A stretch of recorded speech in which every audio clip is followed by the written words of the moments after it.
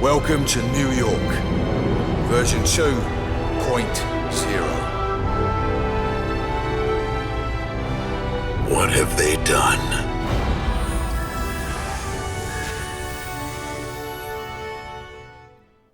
Hi everyone, it's 314 Reacting. Today we're looking at Crysis 3 because Crysis 3 is now 10 years old. That's right. On February 19th, 2013, this game was released on PC, Xbox 360, and PS3. This is a very nostalgic game for me, so reaching its 10-year anniversary is something to really celebrate for me. Now we are playing the original version here, not the remaster, because I wanted to get the original game with its original graphics. What we're diving in with first is obviously we've got 4K, MSAA high 8X, texture resolution very high, VSync is on, system spec is very high, advanced graphics, everything's on very high. So let's dive in. 23 years ago, the alien Ceph invaded our world. We stopped them. I stopped them. But the Cell Corporation seized the opportunity, stepping into the power vacuum, quickly growing in size and influence to the brink of world domination. They call me Prophet. What are you prepared to sacrifice? Victory costs. Every time you pay a little more.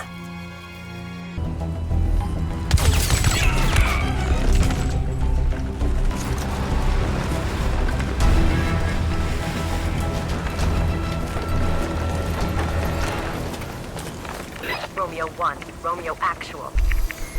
Hardware extraction is a go. Bring it home.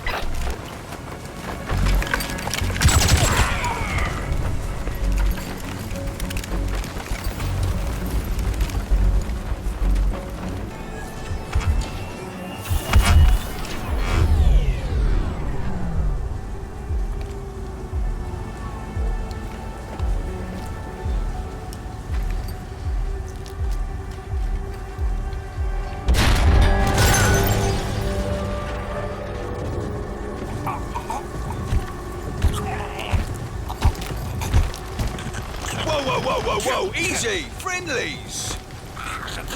You remember friendlies? Psycho. Where's your nanosuit? Cell skinned me. Skinned us all. You're the last one. It's all about that suit now.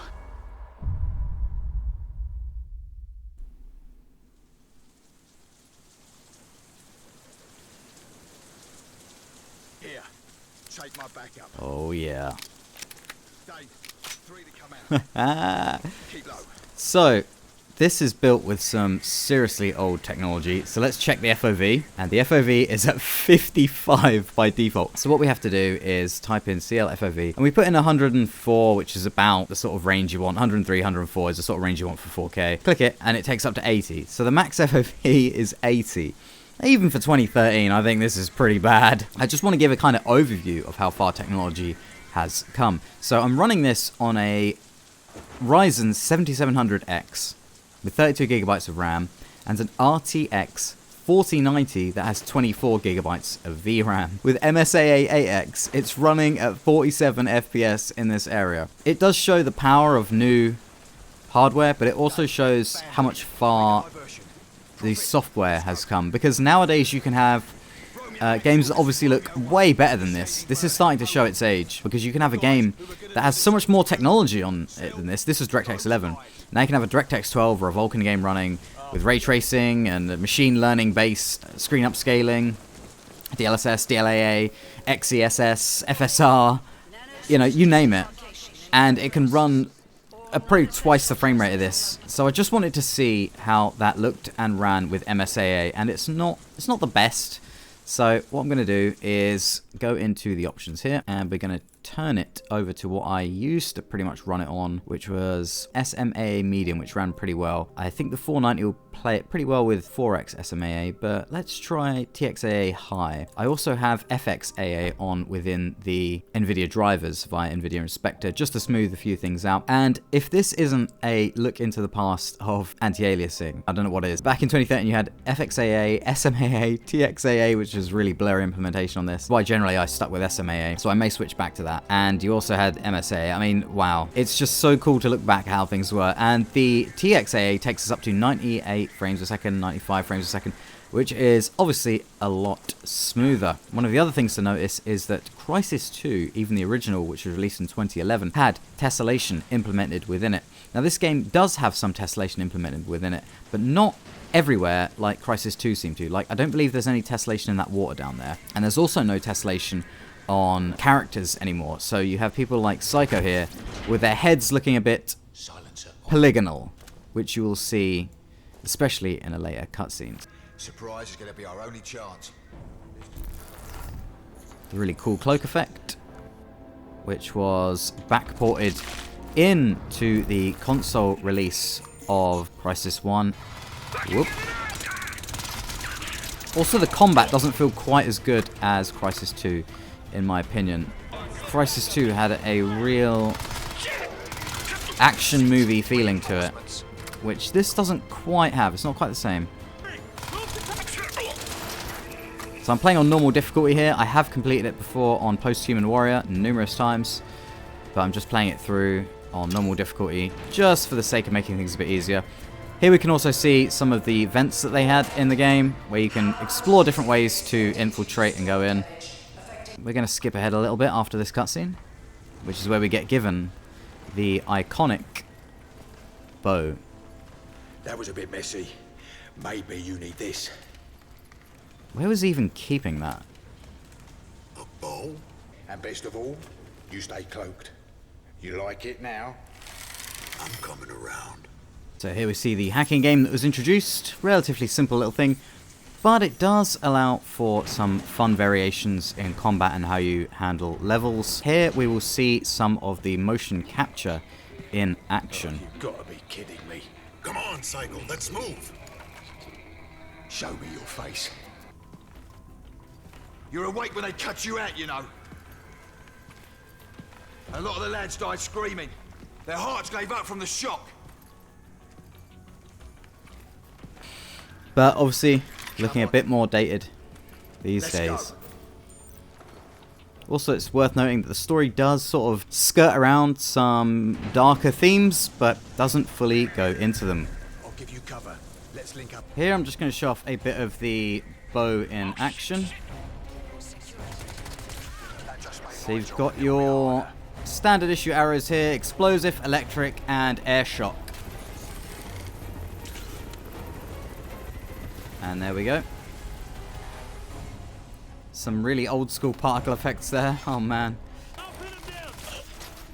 Now here we go. We can finally get to one of my favorite weapons, the Scar, which looks absolutely phenomenal in this game and is only really beaten by the Scar model that was in Crysis 2 Remastered. Another thing to notice is that depending what mode you're in, it will change how you reload, same as with Crysis 2. So there's your normal reload, and then if you're in stealth mode, it's a bit more of a stealthy reload, and if you're in armor mode, it's a bit more of a aggressive reload. Still grab people as you can in all the other Crysis games. Excellent. So here we are with the first turret that we can hack. So I'm invisible here, so what I do is I hack the turret. These two dudes there can't see me. And if you fail the hacking the turret, you'll be revealed and then killed. But I managed to hack it, and the turret took them out for me. So this is a pretty cool addition to the gameplay loop, but it could have been looked into a little bit more and expanded on a bit more, but it's still good. And it still adds quite a bit of depth to how you can handle levels. Let's go. Once we get inside, we'll RV with my people. You have people now. You know me. I've always been a team player. I'm not going anywhere until you give me some answers. Yeah, I remember. Most of them are debt slaves. Cell owns our energy, all of it. You can't pay your bills, you have to work it off. Of course you never do, that's the beauty of it. You get stuck in that work-away debt scheme for life. There's no other choice. Well, there is one. You fight. Here, let me show you what Cell have been up to while you've been sleeping. Maybe you'll understand then.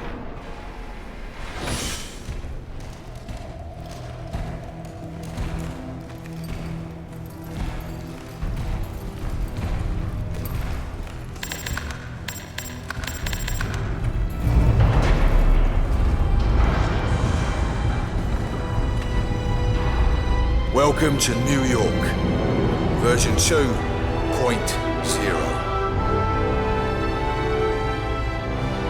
What have they done?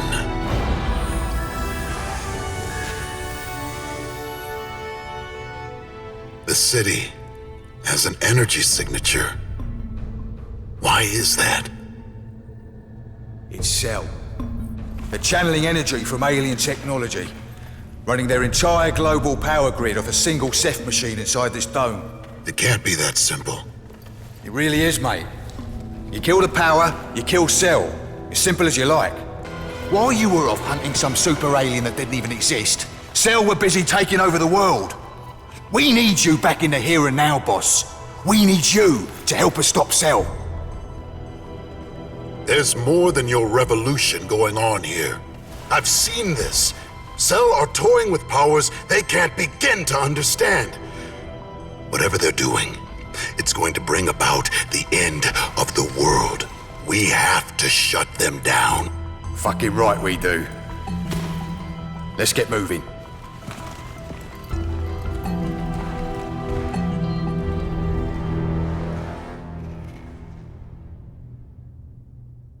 So, we're just about to enter the outside zone, where we can see the grass. As you can see, there's a few things to unpack in that previous scene. One is the fact that it's revealed that Crynet are pushing people into lifetime debt in order to get energy, because Cell are providing free energy from an energy source.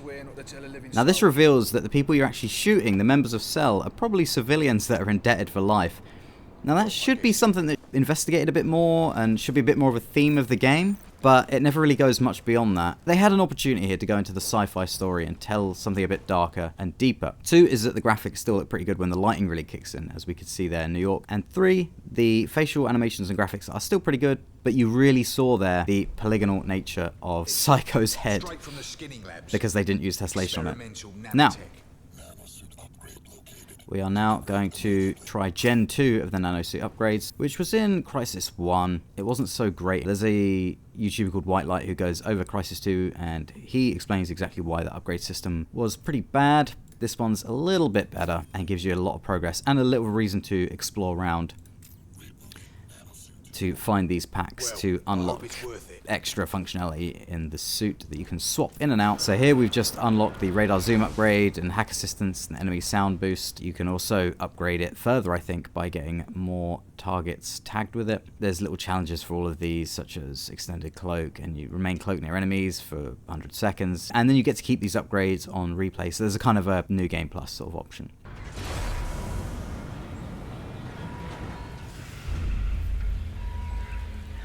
Here she is, the Liberty Dome.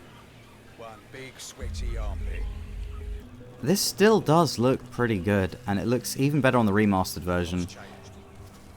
All this grass here, although it seems to be optimized to run at a lower frame rate than everything else, which I didn't notice back in the day because the frame rate was probably quite low that I didn't notice that. Let's have a look here. You've got an APC, which is one of the APCs left over from the Cell operation that was running in Crysis 2, which is a pretty sweet addition. It's really cool to compare this to Crysis 2's New York.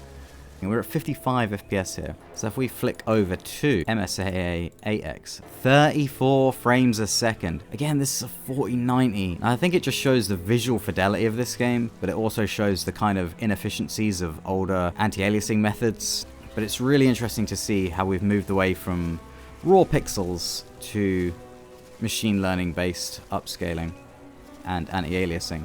And there's also a little bit of extra stuff to explore here, not too much, just a little bit in the background. So this is kind of how the game would have been experienced for me back in the day, this kind of frame rate, which is really nostalgic. Switch to SMAA high here, and we're about 74 frames a second. So SMAA results in a really clean looking anti-aliasing, and the frame rate is vastly better, and some of those little extra untidy bits are handled pretty well by the FXAA in the drivers. And one of the other things with SMAA is that it doesn't have the blur in the grass. So if we turn TXAA back on, so we're getting 74 FPS here, let's turn TXAA back on to 4X. You can see there's a little bit of a blur there, and we're down to 61 FPS. Some implementations of TAA were pretty good. This one wasn't always my favorite because of that blur. And the frame rate's not so good, so we're actually going to stick with SMAA high. Now the other interesting thing to note is that this is 2023 when this video came out, and 2023 is actually when Crysis 2 is set, and this is set in 2047, which means there's been 24 years since Crysis 2, and you can really see the leftover bits from the engagement between the aliens and Cell. And it's very cool to see. You can just almost imagine what this would have looked like in Crysis 2. And in fact, there is an area I found in Crysis 3 where you can go back to an area that was in Crysis 2 and stand in that exact spot. I managed to actually map it out. I think it's the bit just before the FDR bridge in Crysis 2, and it's... Anyway, let's move on to my least favourite part of the game. All out the locations as I see them, like this one in Sector 1 Delta Zero. These are potential cache locations. This part is where you're supposed to go to these little sectors. There, Sector 1 Delta Zero.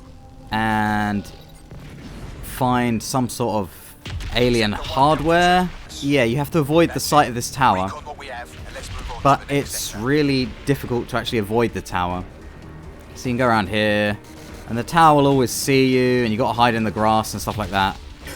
And it'll pretty much always get me, I found. Maybe I'm just really terrible at this part, but this part I could just never figure out. It's not a good way to give you an open level to start off in. As soon as you see all the grass and stuff, you should be allowed to just pretty much freely do whatever you want, as you could in Crysis 2, but at least the suit functions are available to you from the very beginning, which I don't believe happens in Crysis 2. So I basically just skip all that because none of those areas have anything, and then you actually get to pick up an alien weapon here. Now these alien weapons still look pretty good now. And they're very satisfying. And finally the tower is dealt with. Again, a little bit more explanation here. Some data pads you can pick up, and you can hear little recordings and stuff. And where are the dissenters? Where are the scientists? Where's Nathan Gould, Justice Hardy? That's enough! Get her out of this court! Where are they, Justice? Where are they? So, you can find all these little cool Easter eggs and stuff. That was Tara Strickland, which is a character from Crysis 2, and also mention of Nathan Gould, which was also a character from Crysis 2. Now, it's fairly interesting to see how this game dealt with the things like corporate overreach and kind of other sort of quasi-political things that it gets to do, which is very interesting for today's world to compare and contrast 10 years later. But again, it never really goes too far into it unless you're picking up all these little secrets, but it's still cool to think about and discuss. Most of the discussion, much like most of the Crysis trilogy, revolved around the graphics, which, yes, they still look phenomenal, but these games aren't just a technical demo. They have good gameplay, and quite frankly, they have a good story, although Crysis 3 could have done with a bit more time in the oven and a bit more money and attention. So, let's electrocute these guys. One thing I really loved was the water physics in this, and we'll see a bit more of that later. Not only the water rippling effects, but also later on you get to see some really nice water caustics. And of course, it's pre-ray tracing, so to have these really, really nice water effects being done in rasterization is a pretty cool thing to behold. You got some cube matte reflections there. So you've got cube matte reflections backed up by screen space reflections. Very, very cool. Grab a high capacity scarab. So here you have the extra add-ons, such as these nice big drum magazines. There's also a lot more options now. You can put scopes on this. You can also turn the assault rifle into a pseudo sniper rifle, like you could in Crysis 1, but you couldn't in Crysis 2. See, look at the water rippling effects there. They're actually glitching out a little bit. I don't think they did that originally. It could just be the older technology with the newer hardware. My absolute favourite weapon is the Grendel, which we will see later on. So you also have these cool weapon caches, which are, again, another reason to explore around and find the cool little secrets. So it bursts open and you get either a suit upgrade or some cool weapons. So here we go, where we're introduced to some of the early game Ceph.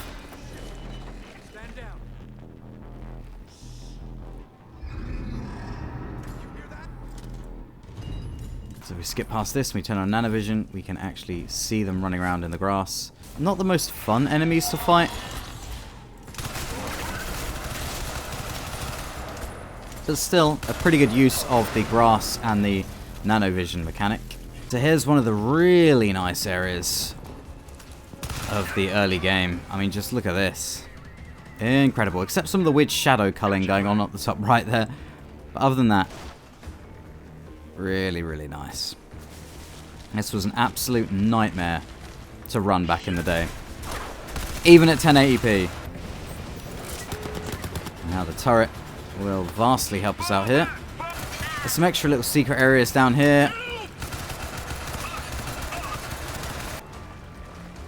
There's some weird lighting glitches and stuff going on here. So there's a reload of your arrows and stuff. Here you can see some of the water caustics, which look incredible. Really nice dynamic stuff.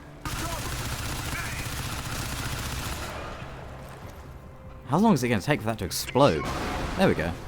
Oh, the Grendel. Here we go. This is my favorite gun of the whole game, because it's such a powerful gun. You can really use it for everything. 3-round burst, single shot, and it just has some serious armor piercing capabilities. Let's see if we can get this Jackal, which is a semi-auto shotgun. So yeah, not only is this gun just ridiculously badass, but it also looks incredible. Oh yeah, look at that. And the bouquet depth of field in the background there. Oh, I love this gun. This gun will get you through the entirety of Crysis 3. So let's move on to the conclusion of this level, which has a really cool set piece, I think. So here we go. There's all these stalkers running around in the grass. Cell have now completely napalmed the area with a helicopter. So that's all on fire out there. And now we head to the final part of this level. Oh, that's just fucking brilliant. Typical HQ bullshit. I can't open up that tunnel.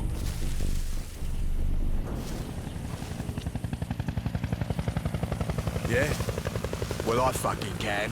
Come on. Give it a push.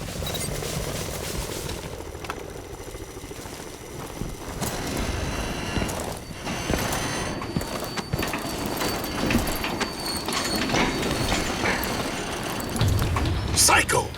This train is full of highly explosive material. Yep.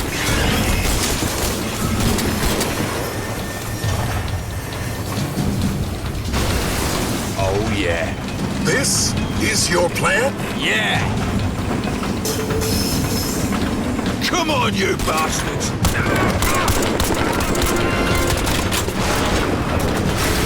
Yeah!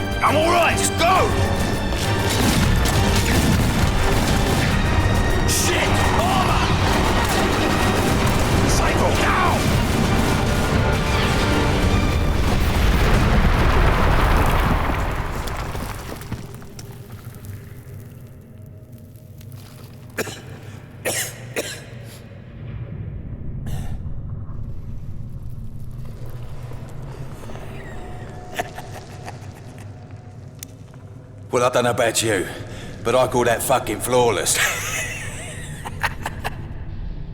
Yeah.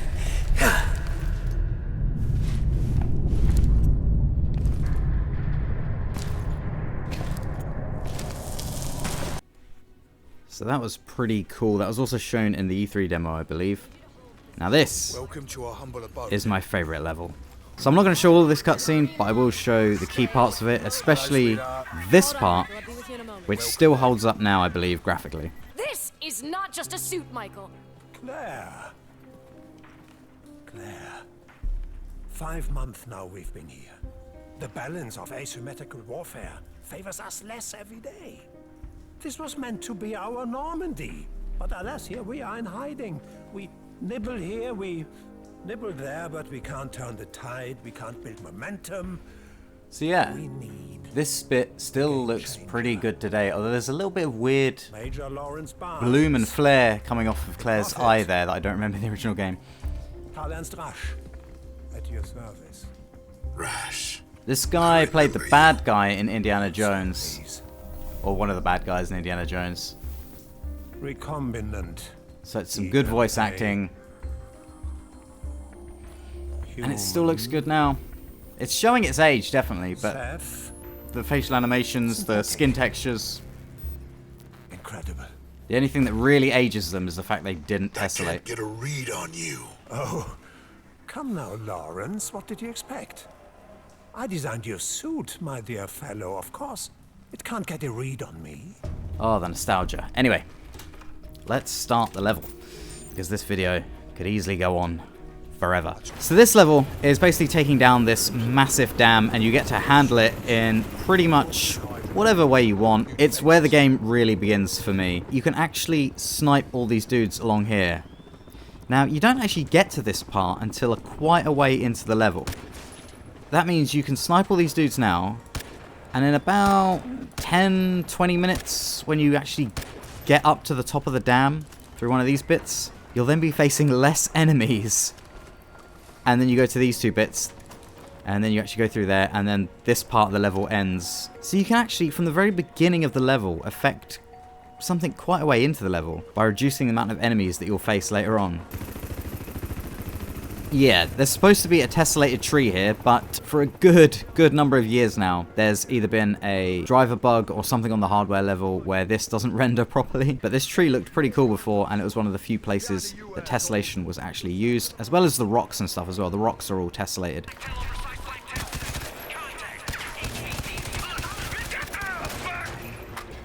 It just looks so good. Still, it looks fantastic, especially this era.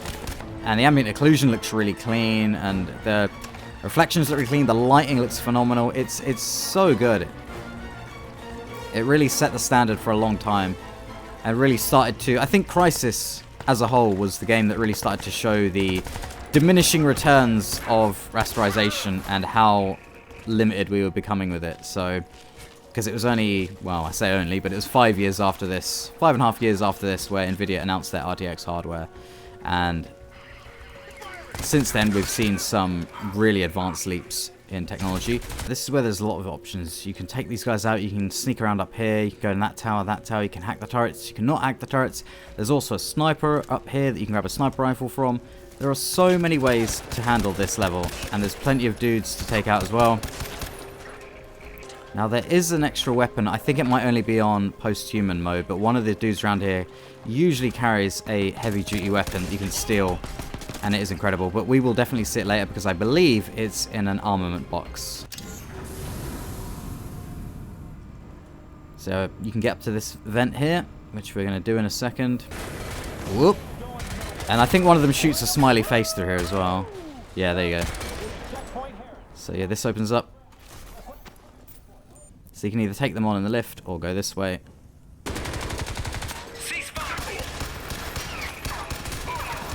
So this should have the cool weapon in that I was talking about.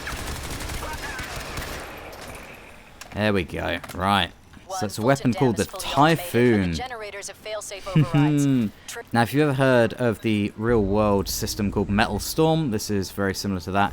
It just fires an absurd amount of bullets all at once. And again, because we shot all the enemies earlier from, I believe, up there somewhere at the start of the level, we'll have fewer enemies to face down here.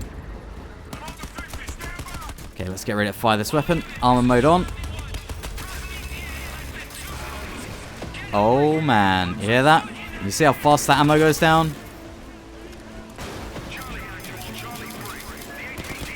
Absolutely crazy weapon. And it just devastates everything. It is so satisfying. Anyway, let's move on to another area that was shown, I believe, in the E3 demo of this game. Thing to note here is the music. The further you go into this game, the more of a nightmare it seems to become, because it's set so much further in the future from Crysis 2, and New York is so trashed, it really does feel like a nightmare.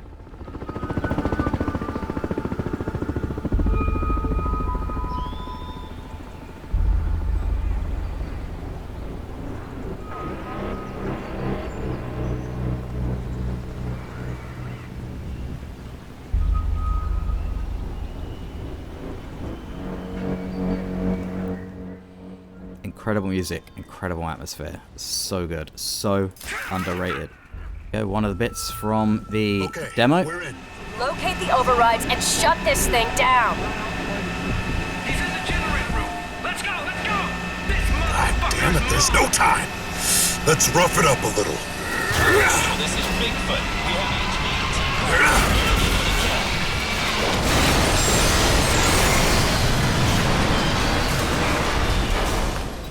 Now, I remember seeing that back in the day in 2012.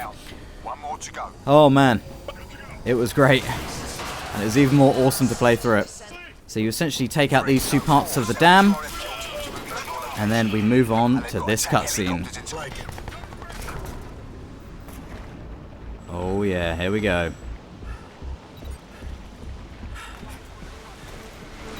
Romeo 1, we've gained a 60-minute window on the primary target. You have multiple cell units moving on your position. Do not jeopardize the goddamn mission now. Don't know where those boats came from, but...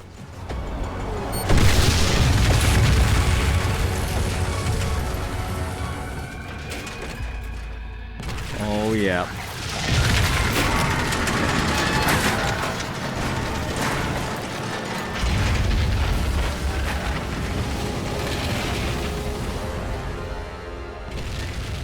Woo!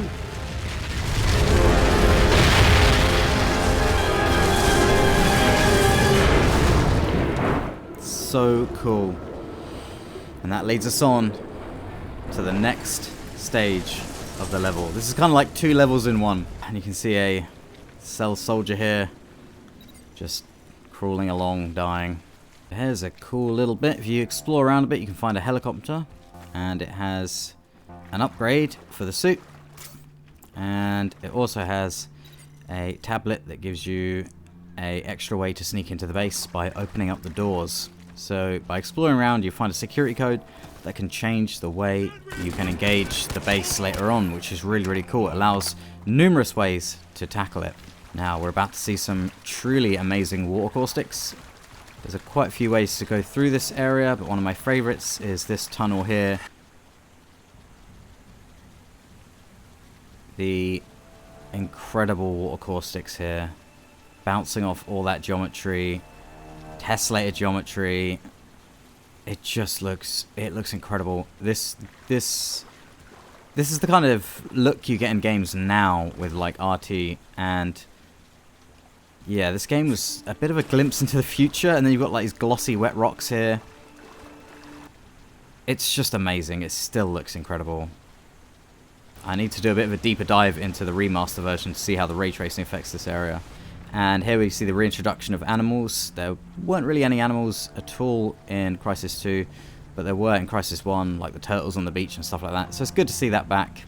And there's also a little dinghy over here that you can knock, and it will travel down the river, which is pretty awesome as well.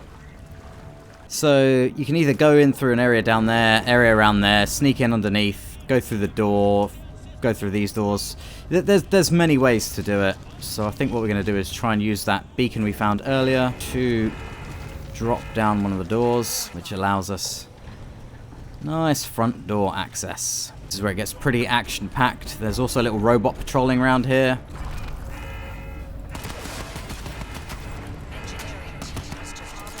And let's switch to the bow here. And let's use the airburst round. There we go. So you can fire it behind cover, essentially.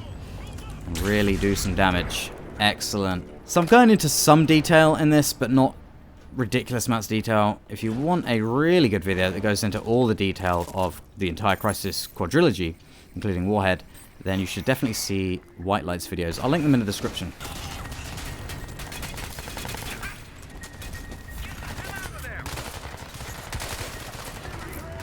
This is the end of the level cutscene. It's also where the lighting starts to look a little bit weird and flat in this, just in this area.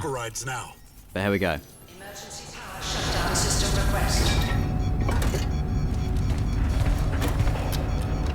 Emergency power shutdown. Release control to shut down system. Emergency shutdown in effect.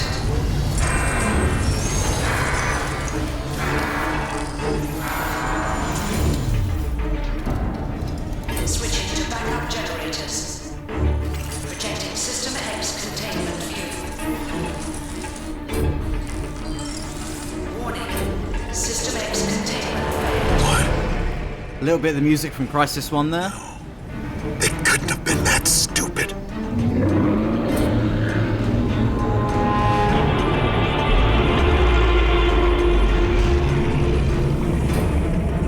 The Alpha Ceph.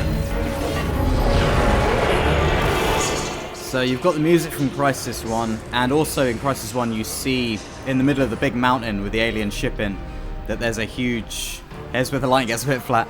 But yeah, there's a huge entity within that mountain, and I believe that was the Alpha Ceph, so... It's a really good callback. And here we get just pure action movie ridiculous.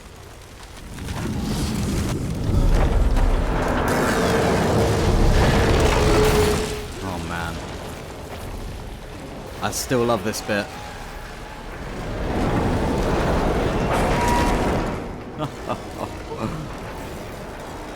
Prophet, you okay?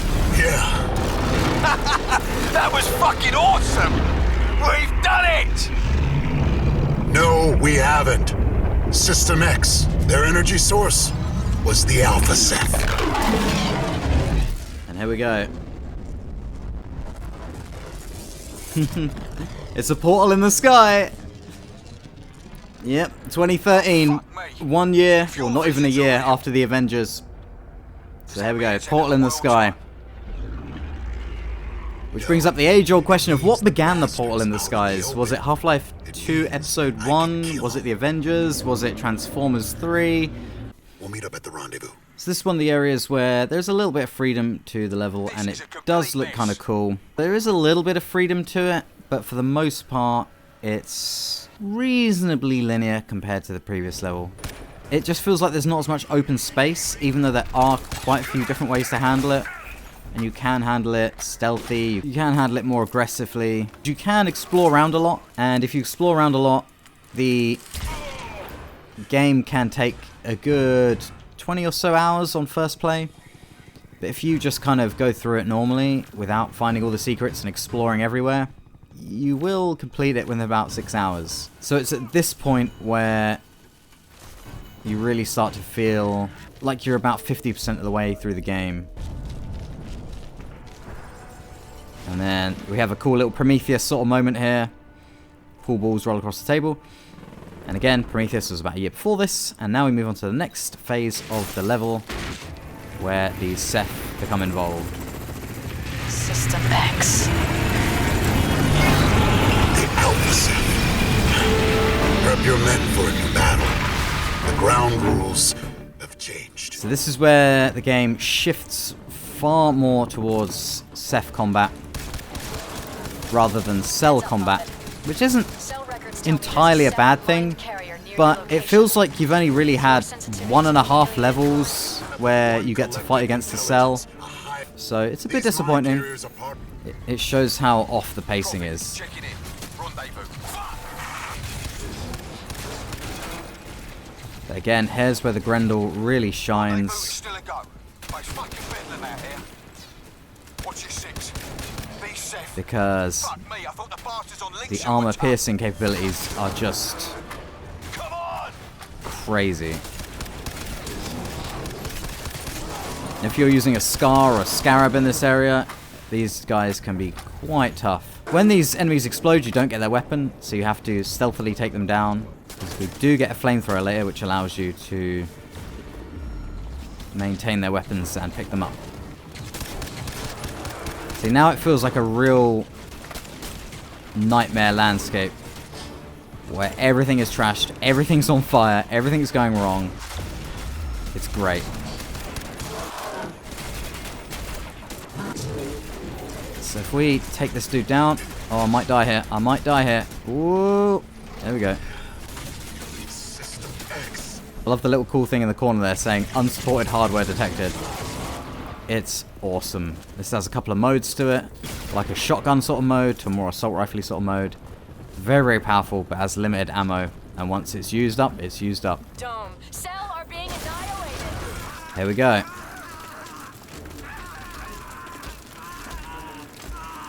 Oh yeah, what a cool way to introduce this enemy.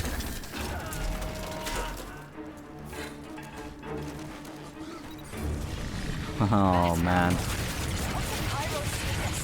scorcher. I have only seen those in Cell's research files. Let's go for the boat. There we go, take it down. And I believe... There we go, flamethrower. Oh, it looks so incredible. Again, I need to revisit the remaster because... Whew. Bit of extra ray tracing on top of this. Hell yeah. This area you can tackle in so many ways. You can take out these dudes stealthily.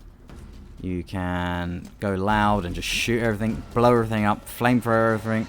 But one of the coolest ways to do it is to hack that pinger and bring it back to life. There we go. It's quite a hard hack to do. And there we go. Comes back to life. And now the things you had to fight in Crysis 2, one of them will help you here.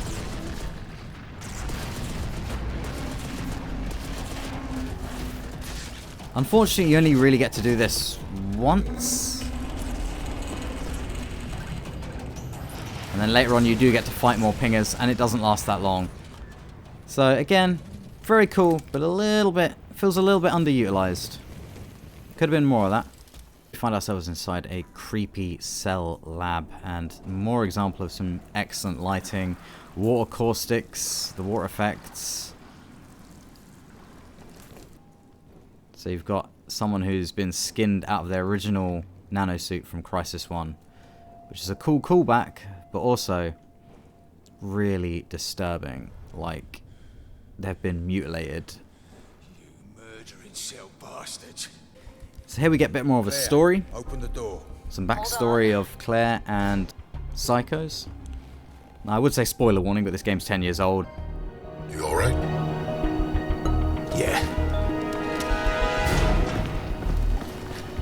You in? Yep. Halfways.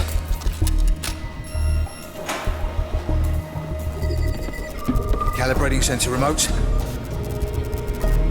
Just like delay. Compensating.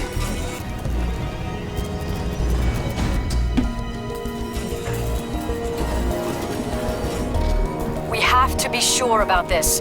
Unlocking the suit means breaking the safety seals, rerouting the nanites. If he's infused with Ceph technology now, there's no telling what he'll become. You can handle this, right, boss? Do it. Without them, exposure to the hive mind would consume you. Okay, let's pull him out. The dopamine blockers are cleared. I'm registering critical neurological changes. You should be able to make a clear link with the Ceph now. What's this? Michael, you shouldn't. Don't. Why not? It won't help. Operation. The nanosuit is then fully removed. Subject 8A, Sergeant Michael Seitz, is still functioning at near optimal levels, but accelerated degradation is to be expected.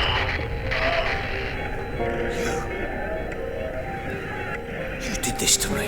Michael, please listen to me. You are the reason why.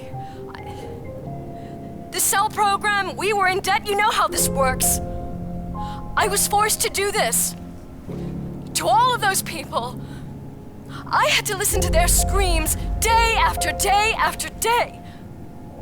Why didn't you just come clean, you lying fuck? Michael, listen to me. You know how it works. You know she didn't have a choice. She did what she had to do. No choice. Just doing what she's told. Just following orders. Who the fuck does that sound like, Prophet? Remember these? All the men who died under your command because you were just following orders. Because you had no choice. Just like her.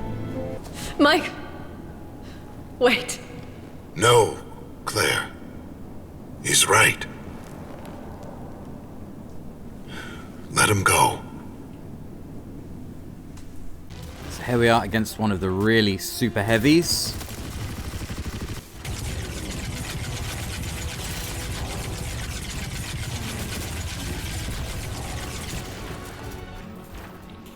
Explosive arrows.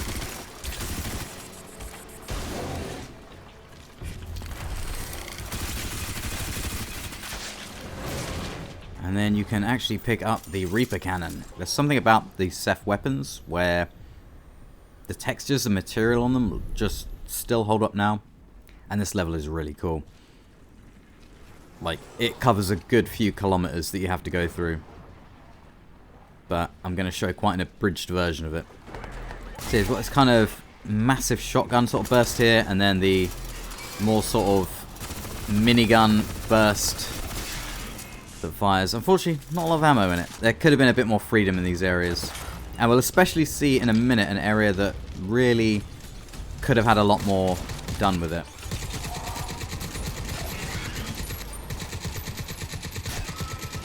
Especially this area with stalkers and cell, it could have been a bit built out more, given a bit more freedom. So I mentioned earlier in the video that there is an area where you can go to pretty much exactly where you were in Crysis 2. And it's this area here, I believe, as far as I remember. So we go around on the buggy. And I think it's one of these buildings here. And you'd have gone down this bit here. And then you'd have been led to the bridge. And you have a little firefight in the area around here. You go up on the bridge and they go down along to FDR, and I'm fairly certain it's this area, or very, very close to it. I'll try and slot in some footage of Crysis 2 of the area I mean. So this is approximately the area that we were looking at in Crysis 3 just now, and I am of course playing on the remastered Crysis 2 here, as you can see. So yeah, here we are, and I believe this is the right area from where I've looked on the map and stuff like that. And one of these buildings would be one of the trash buildings that we see in Red Star Rising on Crysis 3. So if we now go up on top of the bridge, that's the bridge we see, and then back this way, that's the bridge that you travel across in Crysis 3, I think. I'm fairly certain this is it. And Red Star Rising, you drive across this trashed area here, down onto that bridge and across, then you stop about there, go down, then you come right through this area through here. And yeah, this is the trash road that we just saw. Anyway, back to Crysis 3. It's pretty cool that you actually get to revisit an area from Crysis 2 and Crysis 3. The other thing to note here is that the tessellation is completely broken on these tires as well. So again, I may use this footage as a bug report to Nvidia to try and get them to fix their drivers so that we can have the tessellated stuff back in the game. It looks kind of like those NASA tires they have actually, which is pretty cool. And this is also an example of an area where There's nothing going on here. There's just stuff flying over, but none of it can attack you, and there's no enemies in this area. You literally just drive 400 meters to this bridge. It's kind of a wasted area, and it kind of shows that it probably crunched for time. Could have been a massive set piece, you know, because this is a huge area to explore. A couple of kilometers squared to deal with here that could have been made into a massive, expansive combat zone with all sorts of options. Here we have a bit of an action-packed driving segment. You can stop and take these guys on, and there are different paths through the level. Oh boy. Copy that, Psycho. Whoa!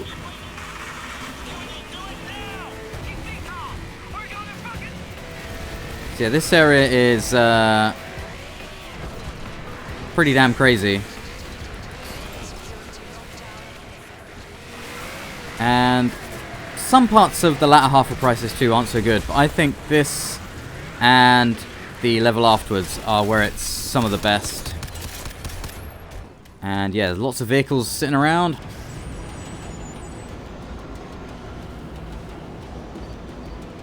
And just look at the distances you can travel. They were trying to bring back the sort of Crysis 1 style. Oh yeah. And I think they succeeded for the most part, because it is a pretty fantastic area with tons and tons of options. Got the buggy, got the APC, there's different areas to go. You can skip this wall entirely, and you're driving an APC round in like this nightmare realm of fire, and the dome is collapsing, and New York's trashed, and there's aliens everywhere. It's just so post-apocalyptic, and it's so much fun. This bit is where Crysis 3 is really firing on all cylinders. So first off, we pick up the awesome Gauss cannon. So this is where there's some optional objectives that you can do in any order you like. These Ceph and Cell forces down here will just keep fighting forever until you actually drop down into the action. Oh yes, look at that. You break armor pieces off them. So this is, what, 7 years before Doom Eternal? Breaking armor pieces off. Pretty sweet. Yeah, secondary. Destroy command center area defense system. So here we go. We're taking out the secondary objective. And this is what Crysis is all about. Different objectives that you can freely tackle in any order you want. Oh ho ho! I love the Gauss cannon. Oh boy. Oh man, these things are tough. I think these things are even tougher than they were in Crysis 2. Reaper cannon and the X-Pack mortar. Here we go. There's some serious firepower here. You don't get much ammo with it, but certainly help clear an area out. It's just a very cool game. And again, another game that sort of got forgotten about versus all the usual Battlefield and Call of Duty stuff, which is a shame. Aerial defenses down. You're free to land. Copy that. See, I love this level. The first half of this level, not so much, but this part is very cool.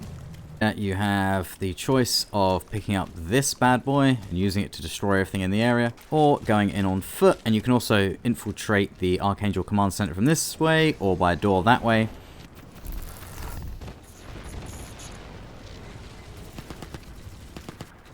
Yeah, you've got the automatic turret, got the APCs.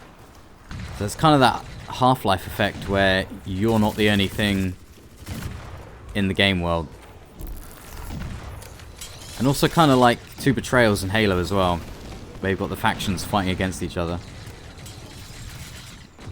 Although this alien can't seem to fire beyond that bit there. It's so satisfying the way you can just tackle this level however you want.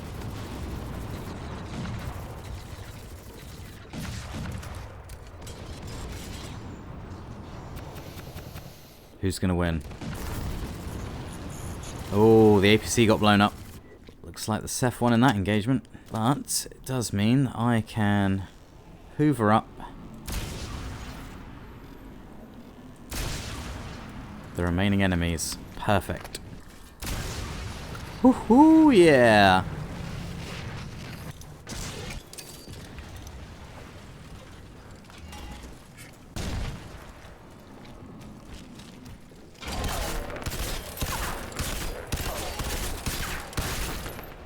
Oh boy.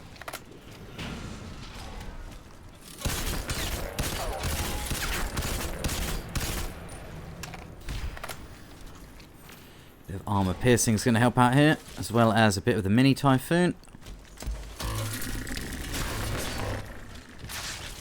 There we go. And then we can now sneak into this space. Instead of the front door, we can go up this tunnel like Bishop from Aliens. And you end up in a nice little secret area of the base with some cool water in it. Now, if you were to go the other way, you'd end up coming in this door down here. So this allows you to take a bit more of a stealthy approach if you want. But I'm just going to still take a very hostile and loud approach.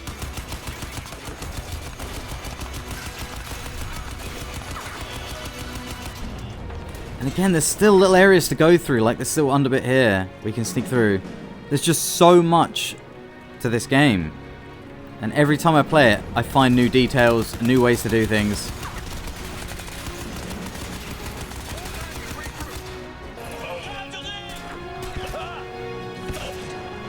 Oh yeah. And now we're going to head to the next cutscene, which gives another little reveal away. Again, I will give you the abridged version of it. Prophet, help me out here. I need you to access that terminal. So we're shutting down the Archangel, which is a big satellite that's going to fire down a big gun from space. Procedures in progress. All remaining cell operatives must evacuate to subterranean containment facility 5 Epsilon 9. Stop it.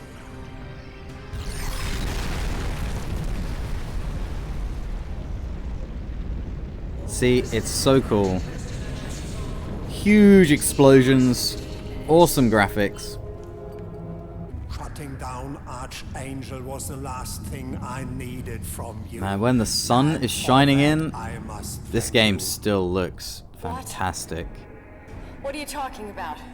It's like a sci-fi channel A goddamn sort of thing, but it's still so awesome. And there's something big coming through. And now you're one of them.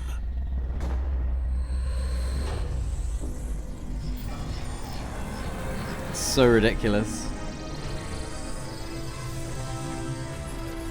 And also, this is where it goes a bit Mass Effect with the big wormhole. The big wormhole in orbit with aliens coming through it. Which also Picard Season 1 took inspiration from as well.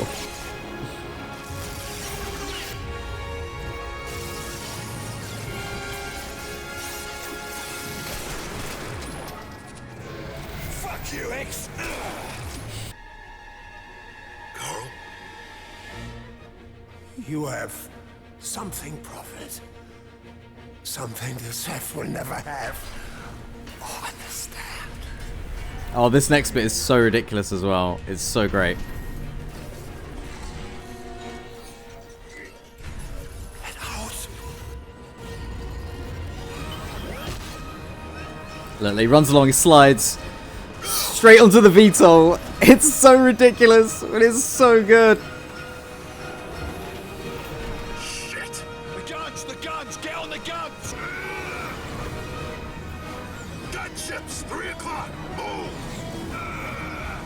Come on. Get us out of here. This is gonna get a bit sticky. Psycho. I'm so sorry, Claire. Sorry? Michael, you have nothing to be sorry about. No man. This character dies, and it is a bit sad, but Forgive me. because the pacing of the game is so fast, you don't properly have time to get attached to them. Then it's all right. Then. So it could have meant a lot more, It's all right. Claire. It's but it is still a bit sad. Combined with the nostalgia I have for the game. Psycho. We have to shut that energy beam down, Psycho, or everyone is going to die. Do you understand me? I'm just a human, Prophet. I couldn't even save one fucking life, not one. You selfish son of a bitch. I really like the voice acting in this bit though. I've seen some of the behind the scenes of it. Rash had me pinned back there, kept me locked down because of this damn suit. We're all human. Psycho. And we all fought. Me, you, Nomad, Jester, all of us. We fought. Not the goddamn nanosuits. It's so good. You take out the artillery. I'll bring in the Veto. Okay, so this level.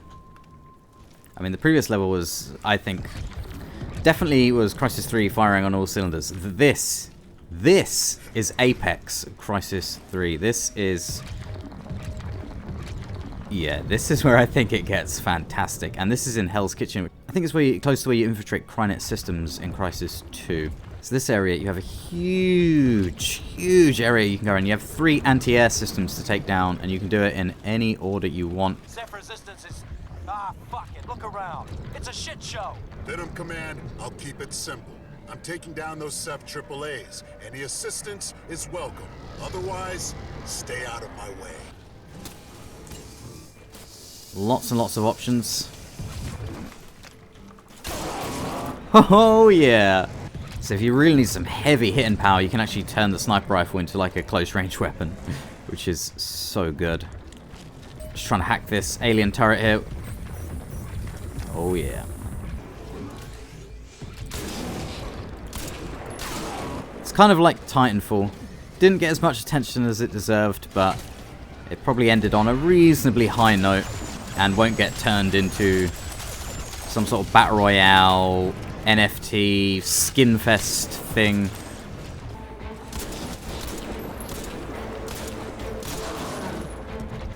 If I can hook into what's powering this artillery, I can control it. Look how stacked this scarab is as well. It's like 4 attachments on it. It looks beautiful. Sound of those guns though, man.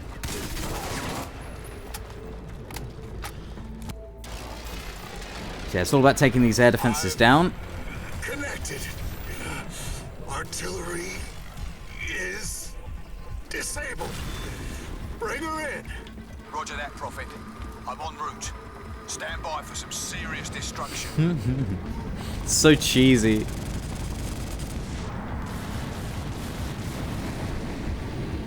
Oh yeah. She's down. So another reason why I know this area is close to where you sneak into Crynet systems in Crysis 2 is because the Statue of Liberty head is in that area, and it's also here. Another cool reference back to Crysis 2.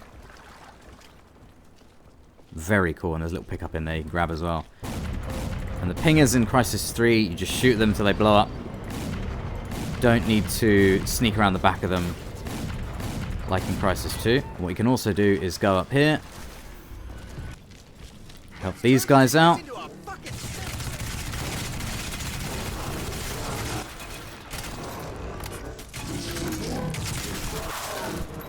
And then these guys will fire mortar shots over. There we go. Use your visor to mark the target. Target locked. Fire! Cell units. Next, you don't have a clue. There we go. Target is down. Oh yeah. It feels like the end of a trilogy. It's incredible. And also, not only does it feel like the Avengers, it also has a bit of an Endgame feel to it, which is really interesting, because obviously Endgame wouldn't be out for another 5 years. If we just listen to the music here, the atmosphere.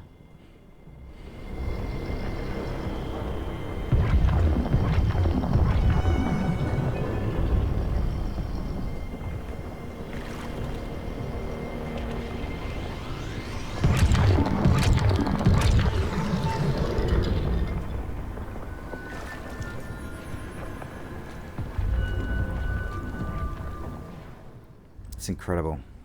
And with the Statue of Liberty head reminding you of, yeah, Crysis 2, it's just, it all just comes together.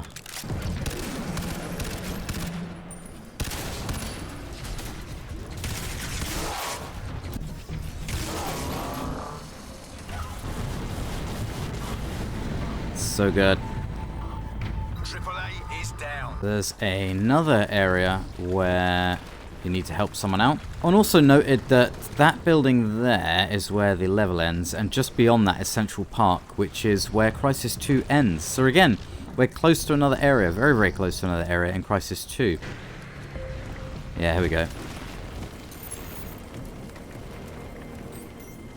You want to ride? Take the gunner seat and we'll roll.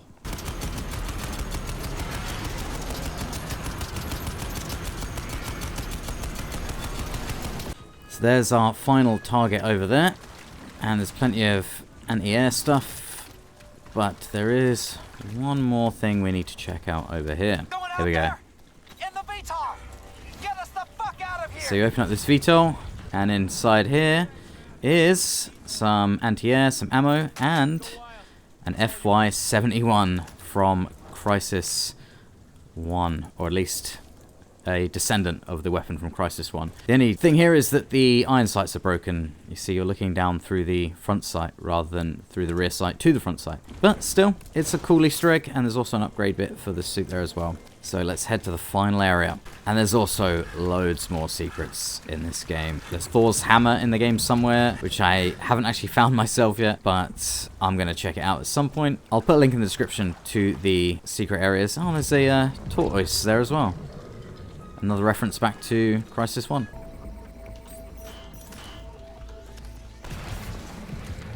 Yep, there we go. So we can swap out the Gauss cannon for the mic, which now can take attachments, which it couldn't do in Crysis 2. And it also has a really nice new cool color scheme on it as well. So it's a microwave gun that basically melts the insides of Ceph, which is very handy, as you might imagine.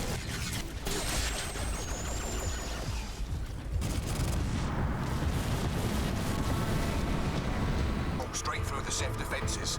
We've got a window open all the way to the beam. Now just clear the LZ. We're going to put this VTOL down. Oh yeah. Let's absolutely fry these guys. Whoa! Yes! That's for Lingshan.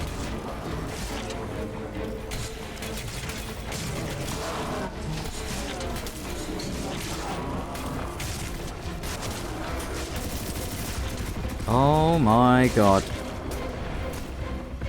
As for Aztec, even if he was a villain. Okay, I'm putting it down on the roof. I'll keep the engines hot for a fast getaway. The trouble is this next bit sucks. It's a VTOL bit, which I think was inspired by the VTOL bit in the original Crysis, in that it sucks.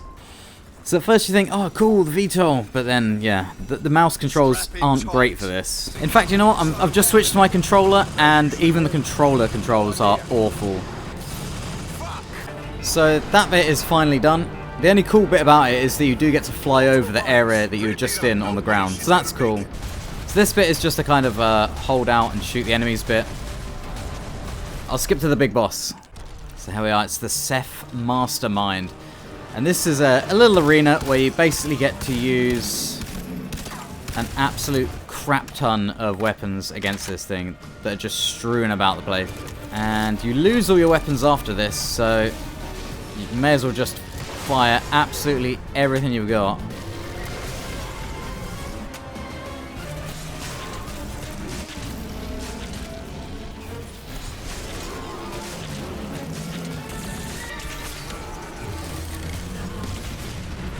So satisfying. Here we go, air bursts.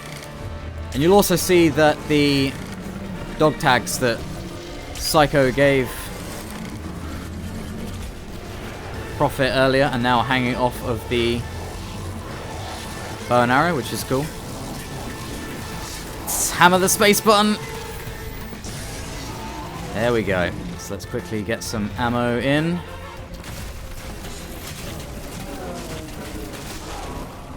Where's some ammo for the bow and arrow? I really need that right now.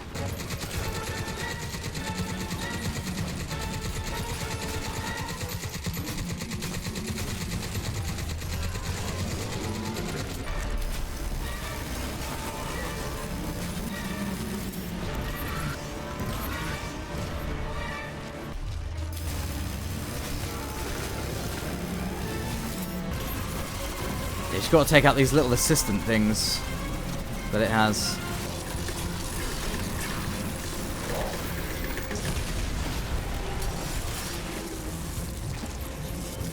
There we go. Woo! Now that's satisfying.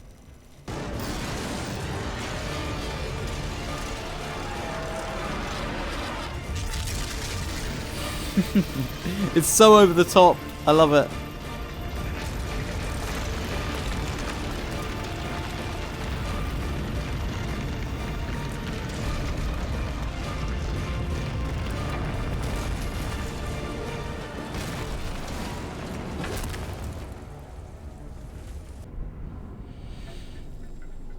So this is where the game goes downhill.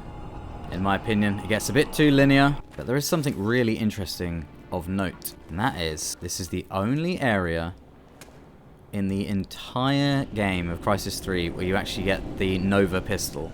And it's the only weapon that has a torch attachment on it, which is also very strange. It looks really nice with all these tunnels and more wet rocks and stuff.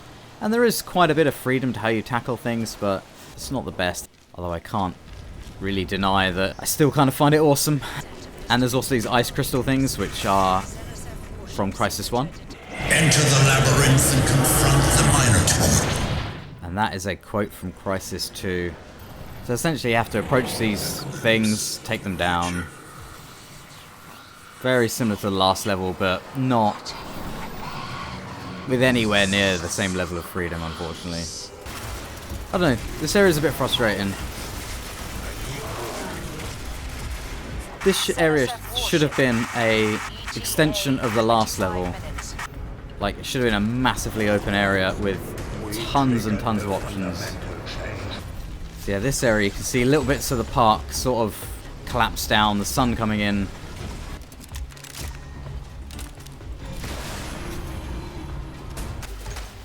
Oh, is this a robot you can hack? Yes, it is. Let's hack the robot. I mean, that's just awesome.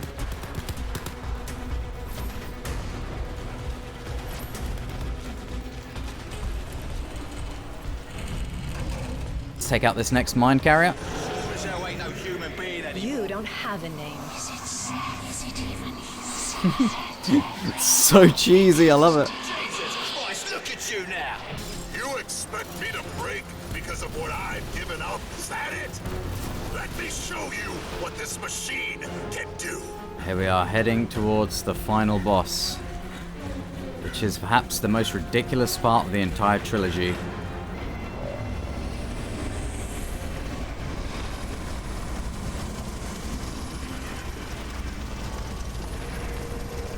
There we go.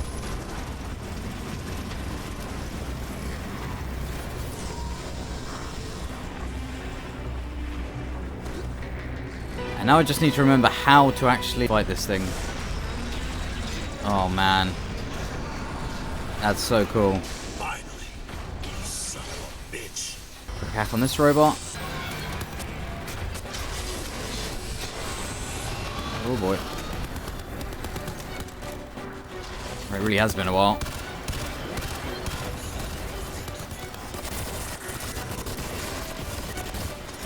Let's just try the strategy of fire everything that we have at this thing. Let's get the L tag and fire some grenades at it.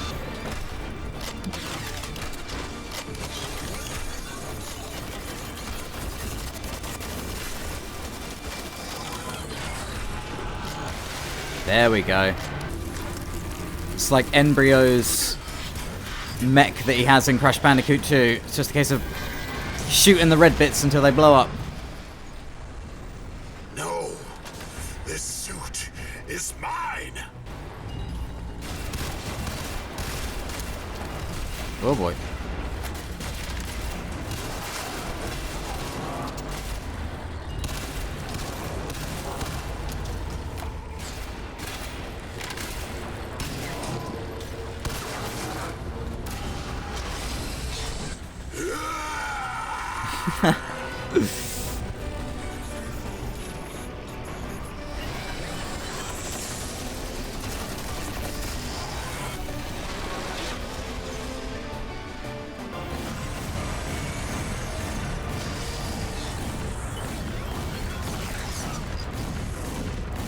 Let's do this.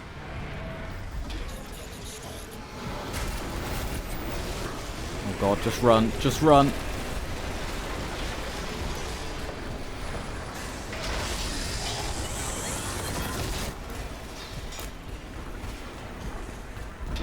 so intense.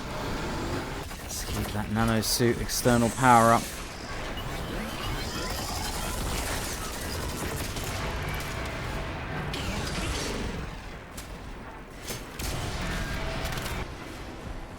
Oh look, we've risen above ground now.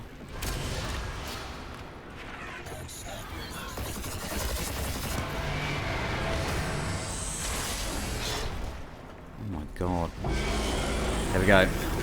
We're above the city, everything's on fire. We're pretty much exactly where we were at the end of Crysis 2. And here we go.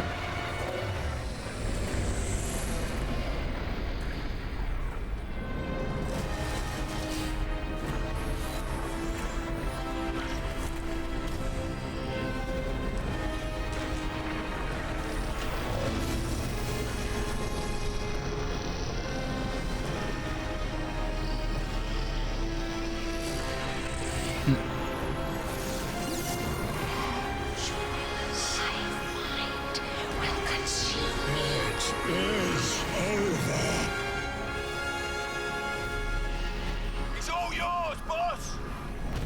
Oh yeah. Michael!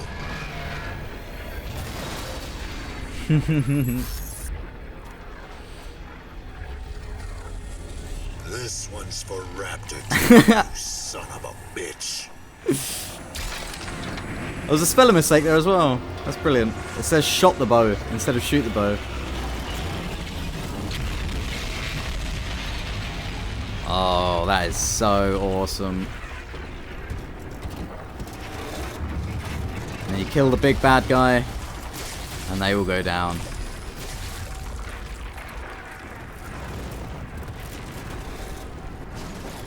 Trap! This fucking harness is stuck!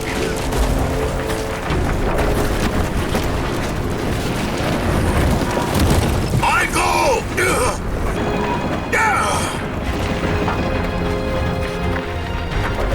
Prophet! Bud! Hold on! About the suit! Oh, it's so epic. Buds! What are you prepared to sacrifice?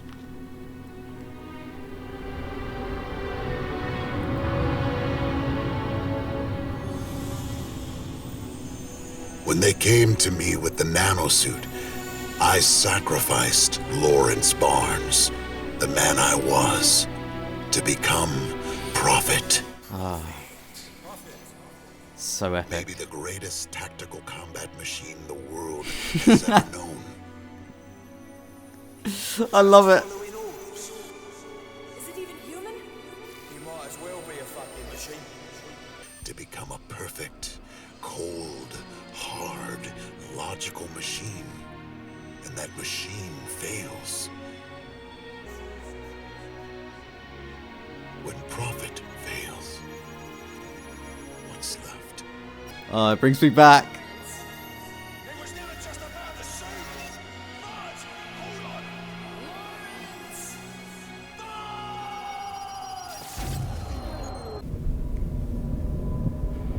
No! The nanites in pursuit are free. They can transform into anything, any form. So good. Archangel. Total orbital annihilation. Yeah, look at the ice. Again, a reference back to Crysis 1, the ice on the suit. Oh, and the music as well. Oh, I don't even care. I don't even care what flaws this game has. It's amazing. It's just amazing. I love it. And there we go, hacking the Archangel. Just one thing. There we go. Boom.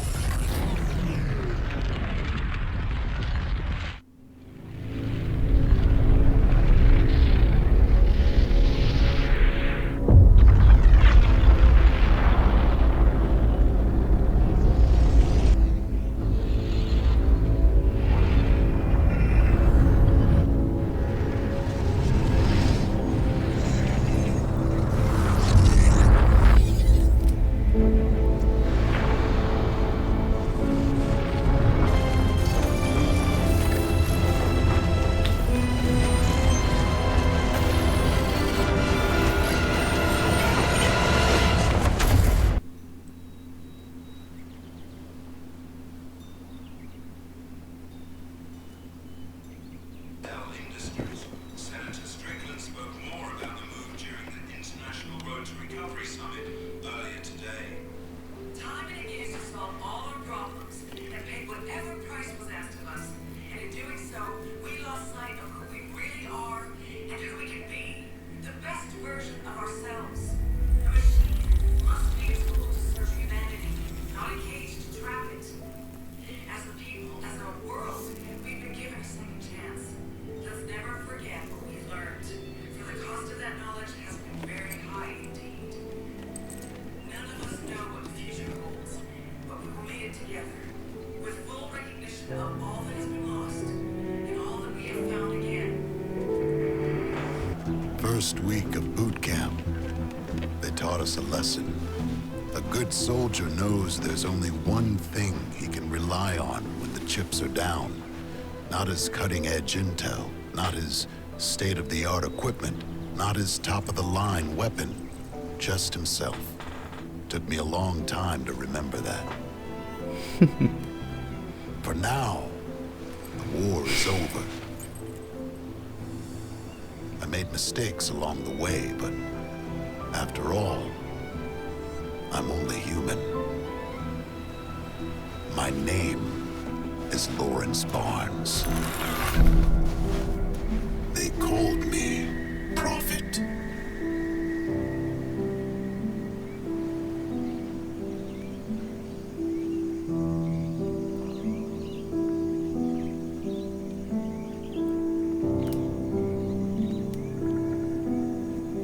Remember me. Oh man, it's so good. It's so good. There you go. Crysis 3. 10 years old. That is crazy, man. Such a good game. Such a good series. I can't believe it's been 10 years. I can't believe how long I've been sat here. I've just played the whole game through in one go. It's going to be such a monster edit. Let me know what you think of this game in the comments. Leave a like. Subscribe for more future content. I'll definitely be playing the remaster again at some point. Thanks for watching, everybody. Hope everyone's staying safe. And I will see you in the next video.